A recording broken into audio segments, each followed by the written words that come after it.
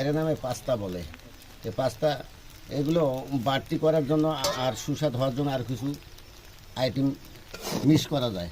যেমন গমের রুটি হালকা ভাপ দিয়ে সেকেন্ড সেকেন্ড করে কাটতে হবে, কাটিয়ে এখানে পানির মধ্যে দিয়ে ভাপ দিতে হবে। এখানে ওই পাস্তা যেগুলো ওগুলো ভাপ দিতে হবে, গমের রুটিও ভাপ দিতে হবে সেকেন্ড সেকেন্ড কাটার পর।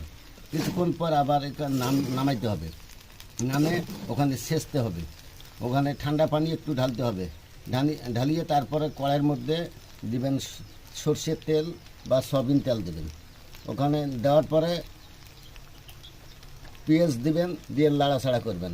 করার পর যখন পেঁয়াজটা লাল লাল ভাজা হবে তখন কাঁচা লঙ্কা দিতে পারবেন। তারপরে আপনার পাস্তা তারপরে ডিম দিবেন, ডিম দিয়ে একটু নাড়বেন। নাড়ার পরে যদি তেল দেখা যায় কম হয় তেল দিতে পারবেন, না দিলে নেই। তারপরে পাস্তা ঢালবেন, ঢালার পর ওখানে